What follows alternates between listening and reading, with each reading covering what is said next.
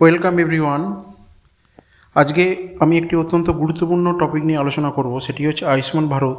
আপনারা প্রত্যেকেই জানেন যে আগের যে স্বাস্থ্যসাথী কার্ড ছিল তার পরিবর্তে বর্তমানে কিন্তু আয়ুষ্মান ভারত কার্ড আসতে চলেছে। আগামীকাল থেকে যে জনকল্যাণ শিবির আয়োজন হবে, আপনার নিকটবর্তী জনকল্যাণ শিবিরে সেই ফর্ম চাইলে জমা দিতে পারেন, বা আপনি যদি আপনার ব্লকে বা আপনার লোকাল পঞ্চায়েত বা পৌরসভা অফিসে জমা দেন তাও কিন্তু হবে। আগামীকাল থেকে জনকল্যাণ শিবির হবে এবং সেই ফর্মটি আমাদের হাতে চলে এসেছে। সেই ফর্মটি কাদেরকে জমা দিতে হবে এবং কী কী ডকুমেন্টস লাগবে, কীভাবে ফিল আপ করতে হবে, সমস্ত ডিটেলস জেনে নেব। এই ধরনের ভিডিও পেতে চ্যানেলটি অবশ্যই সাবস্ক্রাইব করে রাখবেন এবং ভিডিওটি শেষ পর্যন্ত দেখবেন। তো চলুন জেনে নেওয়া যাক আয়ুষ্মান ভারতের যে ফর্মটি আছে সেটি একটি 6 পাতার ফর্ম এবং কী কী ডকুমেন্টস বা তথ্য দিতে হবে। যাদের কিন্তু স্বাস্থ্যসাথী কার্ড ছিল তাদের প্রত্যেককে এই ফর্মটি ফিল আপ করতে হবে, এবং যাদের আগে স্বাস্থ্যসাথী কার্ড ছিল না কিন্তু আয়ুষ্মান ভারত কার্ড করতে চান, এই একই ফর্মটি ফিল আপ করে জমা দিতে হবে। আয়ুষ্মান ভারতের সুবিধা 5 লক্ষ টাকা পরিবার পিছু বেনিফিট এবং ক্যাশলেস ট্রিটমেন্ট, অর্থাৎ টাকা ছাড়া ট্রিটমেন্ট, আপনাকে কোনো অগ্রিম টাকা না দিয়ে আপনি ভারতবর্ষের সমস্ত সরকারি এবং বেসরকারি হসপিটালে 5 লক্ষ টাকা পর্যন্ত স্বাস্থ্য বিমা বিনামূল্যে পেতে পারেন। তো চলুন দেখে নেওয়া যাক ফর্মটা কী করে ফিল আপ করবো। এই ফর্মটি আগামীকাল থেকে আপনারা অফিসিয়ালি পাবেন। প্রথমেই দেখুন, আমি একটি ফর্ম খুলে নিয়েছি। ফর্মটি কিন্তু 6 পাতা। এখানে লেখা আছে দেখুন, আয়ুষ্মান ভারত প্রধানমন্ত্রী জন আরোগ্য যোজনা, ফর্ম ফর নিউ এনরোলমেন্ট, অর্থাৎ নতুন তারিখের জন্য, নতুন এনরোলমেন্টের জন্য বা নতুন নাম অন্তর্ভুক্তিকরণের জন্য ফর্মটি। এটি কিন্তু সবাইকেই করতে হবে। প্রথমেই দেখুন ডেট আছে, এখানে ডেট তারিখ আপনার কালকের তারিখ লিখবেন বা যেদিন জমা দেবেন সেদিকের তারিখ লিখবেন। এখানে বেসিক বেনিফিশিয়ারি ডিটেলস, অর্থাৎ প্রথম যে উপভোক্তা এখানে কিন্তু পরিবারের প্রধানের নাম, যেমন করে আপনারা অন্নপূর্ণা ভাণ্ডারের ক্ষেত্রে ফিল আপ করেছেন, বা যদি অন্নপূর্ণা ভাণ্ডার ফিল আপ না করে থাকেন বা অনলাইনে করবেন বলে ভেবেছেন, সেই সংক্রান্ত ভিডিও আমার চ্যানেলে দেওয়া আছে, দেখে নেবেন। এখানে দেখুন বেসিক বেনিফিশিয়ারি ডিটেলসে কিন্তু প্রথমে পরিবারের প্রধান, তিনি পুরুষ হতে পারেন, মহিলা হতে পারেন, পরিবারের যিনি বয়োজ্যেষ্ঠ ব্যক্তি তার এখানে আধার নাম্বারটি দেবেন 12 সংখ্যার, তারপর তার নামটি দেবেন এবং নামটি এক্ষেত্রে দেবেন কিন্তু আধার কার্ডে যেটি আছে সেটি। একটা জিনিস খেয়াল রাখবেন, আধার কার্ডের ডিটেলস দিয়েই কিন্তু সমস্ত কিছু ফিল আপ করতে হবে। রেশন কার্ড নাম্বার, অর্থাৎ পরিবারের প্রধানের রেশন কার্ড নাম্বার। এখানে দেখবেন ক্যাটাগরি, রেশন কার্ডে আপনাদের দেখবেন ক্যাটাগরি লেখা আছে AAY, SPHH, PHH, RKSY1 নাকি RKSY2 নাকি জেনারেল।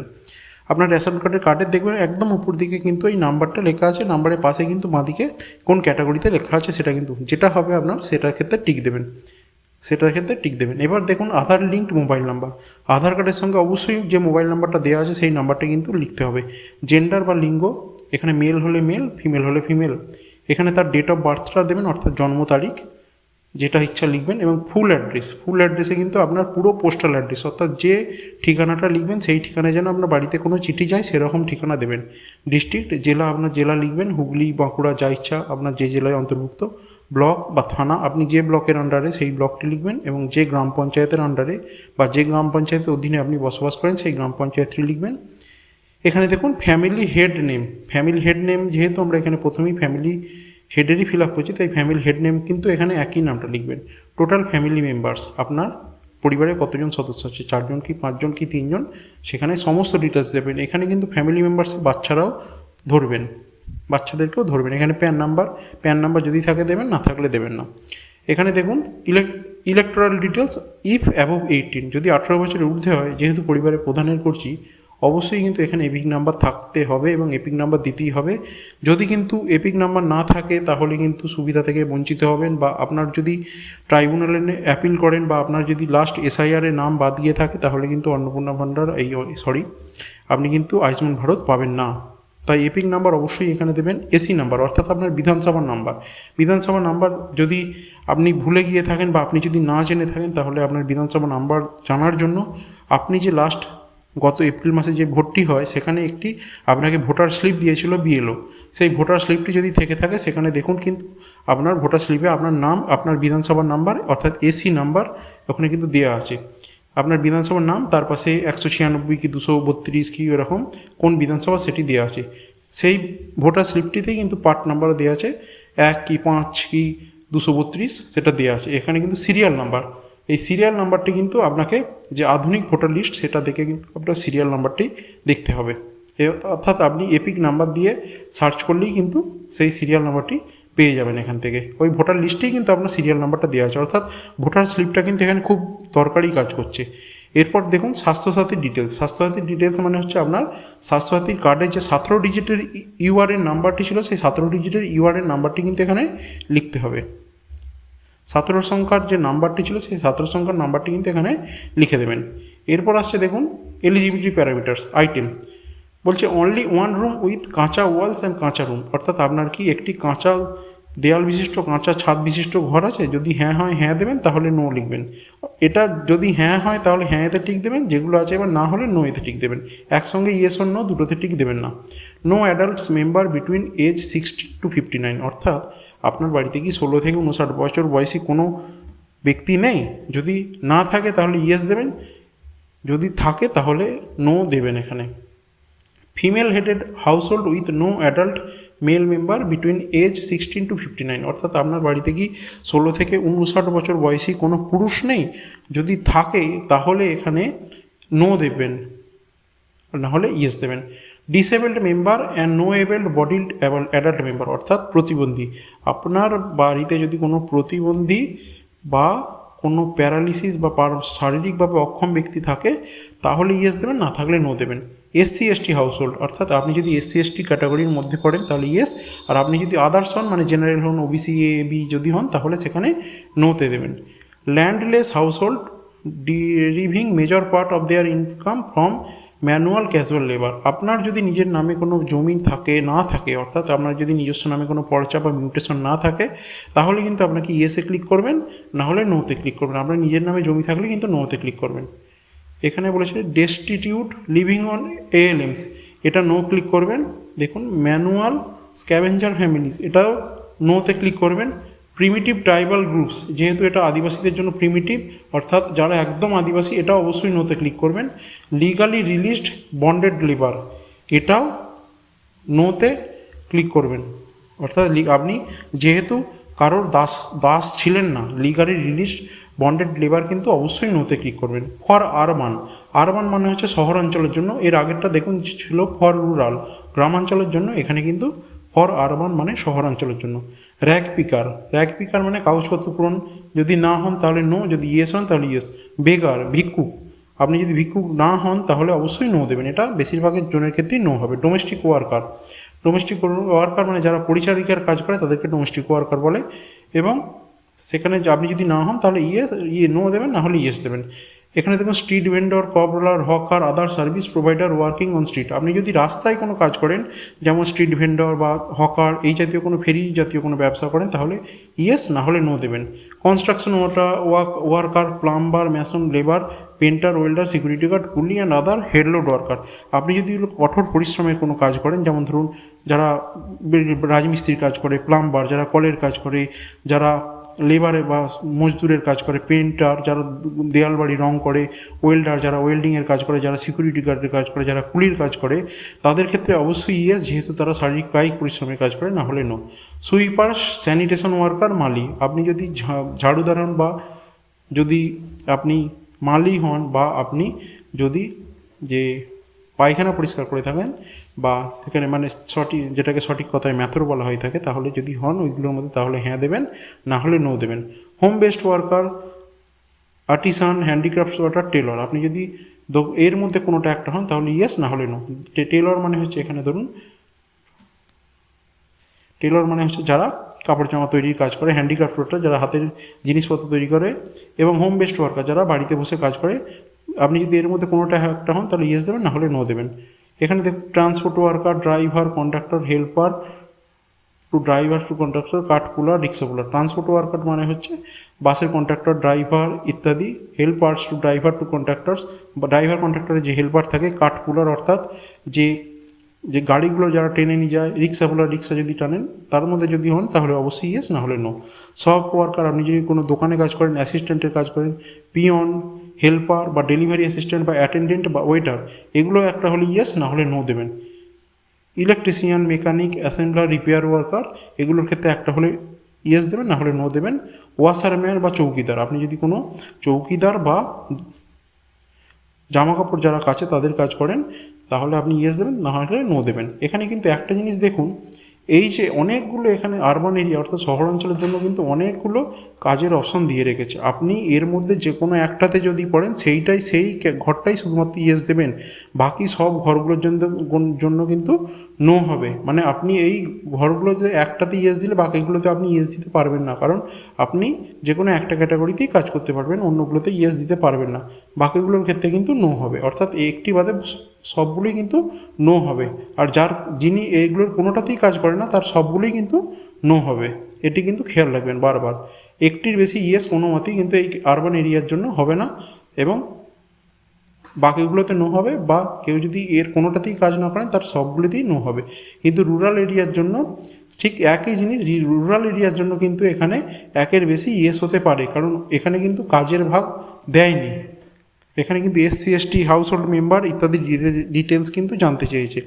এখানে একের বেশি কিন্তু রুরাল এরিয়ায় ইয়েস হতে পারে, বা গ্রামীণ এরিয়ায় ইয়েস হতে পারে। আরবান এরিয়ার জন্য কিন্তু একটাতে ইয়েস হলে বাকিগুলোতে নো অবশ্যই হবে, বা সবেতে নো হতেও পারে কারো কারো ক্ষেত্রে। অ্যাডিশনাল ইনফরমেশন, আলাদা তথ্য যেটা জানতে চেয়েছে যে আপনার বাড়িতে কি কোনো সত্তরোর্ধ্ব ব্যক্তি আছে, যদি ইয়েস থাকে ইয়েস দেবেন, না হলে no. None of family members আর আশা AWH, আপনার বাড়িতে যদি কোনো আশাকর্মী থাকেন, অঙ্গনওয়াড়ি ওয়ার্কার থাকেন, অঙ্গনওয়াড়ি হেল্পার থাকেন, তাহলে ইয়েস দেবেন, না হলে কিন্তু নো দেবেন। এক্সক্লুশন ক্রাইটেরিয়া চেক, অর্থাৎ কারা বাদ যাবেন তাদের নামটি বলে দিয়েছে। Family income greater than 8 lakh per year, অর্থাৎ আপনার বাড়ির সমগ্র আয় যদি বাৎসরিক 8 লাখ টাকার বেশি হয় তাহলে কিন্তু আপনার নামটি বাদ যাবে। এবং এখানে কিন্তু একটা জিনিস খেয়াল রাখবেন, আপনারা কিন্তু মিথ্যা তথ্য দেবেন না। পরে এখন যদি বলেন যে আপনার ইনকাম 8 লাখ টাকার কম, কিন্তু পরে যদি ভবিষ্যতে দেখা যায় যে আপনার ইনকাম 8 লাখ টাকার বেশি, তখন কিন্তু আপনি বিপদে পড়ে যাবেন, কারণ সরকার কিন্তু আপনার বিরুদ্ধে কঠোর স্টেপ নিতে পারে। তাই আপনার ইনকাম যদি 8 লাখ টাকার বেশি হয় তাহলে কিন্তু অবশ্যই ইয়েস দেবেন। এগুলো কিন্তু এক্সক্লুশন ক্রাইটেরিয়া, অর্থাৎ কারা কারা আয়ুষ্মান ভারত কার্ড পাবেন না এই ক্রাইটেরিয়াগুলো থাকলে, বা এই কোনোটার যদি একটা এই যে 5টা 6টা পয়েন্ট দেওয়া আছে এর কোনোটার যদি একটার ইয়েস হয় তাহলে কিন্তু তারা আয়ুষ্মান ভারত কার্ড পাবে না। তাহলে ফ্যামিলি ইনকাম যদি 8 লাখ টাকার বেশি হয় তাহলে ইয়েস দেবেন, 8 লাখ টাকার কম হলে সেটা কিন্তু নো হবে। 8 লাখ টাকার বেশি ফ্যামিলি ইনকাম কিন্তু খুব কম পরিবারেরই হবে। Any member of the family paying income tax, অর্থাৎ আপনার পরিবারে কি ইনকাম ট্যাক্স দেন, যদি দেন তাহলে ইয়েস, না হলে no. Found ASDD list for SIR BLA 2026 poll, অর্থাৎ আপনার বাড়ির কি কোনো পরিবার যখন ওই ভোটার স্লিপ বিলি করেন তখন কি অনুপস্থিত ছিলেন, বা মারা গেছেন, বা অন্য কোথাও চলে গেছেন, যদি হন তাহলে তিনি কিন্তু এখানে ইয়েস দেবেন, তিনি কিন্তু এই আয়ুষ্মান ভারত কার্ডের যোগ্য নন। Pending under SIR appellate tribunal, আপনার নাম কি SIR বাদ গেছে এবং ট্রাইব্যুনালে আপিল করেছেন কিন্তু পেন্ডিং আছে, তাহলে কিন্তু অবশ্যই ইয়েস করবেন, না হলে কিন্তু নো করবেন। এখানে ইয়েস করলে কিন্তু আপনি এখন আয়ুষ্মান ভারতের কার্ডের যোগ্য নন। পরে যদি আপনার ট্রাইব্যুনালে ক্লিয়ার হয়ে যায় তারপর কিন্তু আপনি কার্ডের যোগ্য হবেন, তখন কিন্তু আবেদন করবেন। পেন্ডিং CAA অ্যাপ্লিকেশন, এটা সবার ক্ষেত্রেই নো হবে, খুব কম জনের জন্যই CAA এর ক্ষেত্রে ইয়েস হবে। অর্থাৎ আপনি নাগরিকত্ব পাওয়ার জন্য যদি আবেদন করে থাকেন সেটা কিন্তু যদি পেন্ডিং থাকে তবে ইয়েস করবেন, না হলে কিন্তু নো করবেন। এটা বেশিরভাগ জনের ক্ষেত্রেই কিন্তু না হবে। Beneficiary name deleted from Annapurna Yojana beneficiary list, আপনার নাম যদি অন্নপূর্ণা যোজনার বেনিফিশিয়ারি নাম থেকে বাদ গিয়ে থাকে তাহলে এখানে ইয়েস দেবেন, না হলে নো দেবেন। এটা অন্নপূর্ণা যোজনা যারা পান তারা কিন্তু অবশ্যই নো দেবেন। যারা এখনও পাননি বা ভবিষ্যতে হয়তো পাবার চিন্তা করছেন, ফর্ম ফিল আপ করবেন, তারা কিন্তু এখানে নো দেবেন। যাদের নাম যদি বাদ গিয়ে থাকে, অর্থাৎ আপনার এর মধ্যে যদি কোনো একটা ক্যাটাগরির ইনকাম বা কোনো একটা ক্যাটাগরিতে যদি ইয়েসের ক্যাটাগরিতে পড়েন তাহলেই কিন্তু আপনার এখানে নাম থেকে বাদ গিয়ে থাকবে, অর্থাৎ এখানে সেক্ষেত্রে ইয়েস দেবেন, না হলে কিন্তু নো দেবেন। এখানে ইয়েস দিলে কিন্তু আপনি অবশ্যই যে কোনো একটা ইয়েস হলে আপনি কিন্তু এখানে আয়ুষ্মান ভারত কার্ডে পাবেন না। এগুলো কিন্তু এক্সক্লুশন ক্রাইটেরিয়া, অর্থাৎ আপনি এইগুলো ক্রাইটেরিয়া থাকার জন্য বাদ যাবেন। এরপরে দেখে নেব ডিক্লারেশন, এটা খুব সহজ। এখানে টিক দেবেন, আই হিয়ার বাই ডিক্লেয়ার, অর্থাৎ আপনি যে তথ্যগুলো দিয়েছেন এগুলো সমস্ত ঠিক, সেটা আপনাকে ডিক্লেয়ার করতে হবে। করার পর এখানে আপনি সই করবেন, বা আপনি এখানে সই যদি না করতে পারেন তাহলে বাঁ হাতের বুড়ো আঙুলে ছাপ দেবেন। এখানে দেখুন নিচের পার্টটা রিসিপ্ট, অর্থাৎ আপনি যেখানে ফর্মটি জমা দেবেন সেখান থেকে কিন্তু এই কপিটি আপনাকে দেওয়া হবে। সেখানে কিন্তু আপনার আধার নাম লিখে থাকবে, এখানে কিন্তু অ্যাপ্লিক্যান্ট নেম অর্থাৎ হেড অফ দ্য ফ্যামিলির নাম লেখা থাকবে, সেখানে হেড অফ দ্য ফ্যামিলির রেশন কার্ড নাম্বার লেখা থাকবে, জেন্ডার অর্থাৎ লিঙ্গ লেখা থাকবে, মেল না ফিমেল না আদার, ডেট অফ বার্থ জন্ম তারিখ লেখা থাকবে, এবং এখানে কোন তারিখটি লেখা আছে দেখুন DDMMYYYY, এখানে কিন্তু যে তারিখে আপনি জমা দেবেন সেই তারিখটি লেখা থাকবে। এখানে কিন্তু লেখা আছে দেখুন JKS name and signature. JKS মানে কিন্তু জনকল্যাণ শিবির। এখানে জনকল্যাণ শিবিরের নাম এবং যিনি রিসিভ করছেন তার কিন্তু সই থাকবে। তো এই পর্যন্ত বোঝা গেল। এরপর দেখুন FLW নেম ডেজিগনেশন, এখানে রেকমেন্ডেড নট রেকমেন্ডেড, এটা কিন্তু অফিসিয়াল পার্ট, অর্থাৎ যে অফিসাররা নেবেন তারা কিন্তু এখানে রেকমেন্ড করবেন, নাহলে নট রেকমেন্ড করবেন। এটা কিন্তু ওপর মহলে পার্ট, এটা আপনাদের ফিল আপ করার পার্ট নয়। আপনি যদি সব তথ্য ঠিক দিয়ে থাকেন, তাহলে আপনি যদি আয়ুষ্মান ভারত কার্ড পাওয়ার উপযুক্ত হন, তাহলে তিনি এখানে রেকমেন্ডেডে লিখবেন, লিখে তিনি এখানে সই করবেন, এখানে ডেট অফ এনকোয়ারিতে তারিখ দেবেন। এখানে অফিসিয়াল ইউজ এটা আপনাদের নয়, এটা বেনিফিশিয়ারি যদি এলিজিবল হয় তাহলে এলিজিবলে টিক করবেন, আপনারা কেউ করবেন না, এরা অফিসের যিনি ভেরিফাই করবেন তিনি করবেন। এখানে নন এলিজিবল হলে নন এলিজিবল করে এখানে যিনি করবেন তার নাম দেবেন, ডেজিগনেশন দেবেন, তারিখ দেবেন, দিয়ে তিনি সই করবেন। আপনাদের এখানে কিছু করার নেই। এবার দেখুন এখানে আয়ুষ্মান ভারত প্রধানমন্ত্রী জন আরোগ্য যোজনা, যাদের ক্ষেত্রে 70 বছর বেশি বয়স তাদের ক্ষেত্রে কিন্তু আয়ুষ্মান ভারত জন আরোগ্য যোজনা তারা প্রত্যেকে পাবেন। তাদের জন্য ফর্ম এটা, আপনার বাড়িতে যাদের 70 বছর বয়সী ব্যক্তি আছে তাদের জন্য ফর্ম এটা।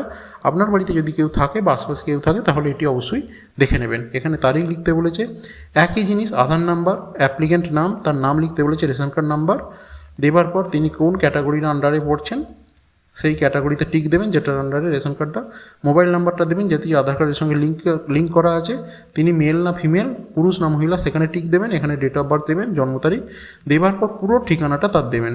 এই যে এখানে দেখুন পুরো ঠিকানা দেবার পর ডিস্ট্রিক্ট দেবেন, জেলা, ব্লক দেবেন, কোন থানার আন্ডারে, এখানে গ্রাম পঞ্চায়েত দেবেন, বা যদি পৌরসভার আন্ডারে হয় তাহলে ওয়ার্ড, এখানে ফ্যামিলি হেডের নাম তারই নাম দেবেন, টোটাল ফ্যামিলি মেম্বার্স অর্থাৎ কতজন পরিবার আছে তার নাম দেবেন, প্যান নাম্বার যদি থাকে দেবেন, এপিং নাম্বার দেবেন, ভোটার নাম্বার, আবার সেই ভোটার স্লিপ দেখে অ্যাকাউন্ট নাম্বার, এই AC number, part number, serial number লিখবেন। লেখার পর স্বাস্থ্যসাথী কার্ড নাম্বারটা থাকে যদি লিখে দেবেন। লেখার পর এখানে দেখুন রিসিপ্ট, আধার নাম্বার, এখানে অ্যাপ্লিকেন্ট নেম, রেশন নাম্বার, এখানে মেল না ফিমেল, ডেট অফ বার্থ দিতে হবে, দিয়ে এখানে কোন তারিখে দিচ্ছেন সেই তারিখটা, এবং এখানে JKS নেম অ্যান্ড সিগনেচার কোন শিবিরে জমা দিচ্ছেন এবং সই করতে হবে। এক্সক্লুশন ক্রাইটেরিয়া, এখানেও ঠিক এক্সক্লুশন কারা কারা বাদ যাবেন, অর্থাৎ ASDD লিস্টে যদি নাম থাকে তাহলে ইয়েস, না হলে নো, SIR ট্রাইব্যুনালে পেন্ডিং থাকলে ইয়েস, না হলে নো, CA অ্যাপ্লিকেশন পেন্ডিং থাকলে ইয়েস, না হলে নো। দেবার পর এখানে declaration, I hereby declare, এখানে টিক দেবেন, দিয়ে এখানে তার সই না করতে পারলে তার বুড়ো হাতের ছাপ দেবার পর বাকিটা দেখুন অফিসিয়াল ইউজ, বাকিটা একই হবে, তাই আর বলছি না। তো এইভাবে আপনার ডিটেলস কিন্তু আপনি ফিল আপ করে জমা দিতে পারেন, যত শীঘ্র পারে জমা দিন। ধন্যবাদ, ভালো থাকবেন, শুভরাত্রি।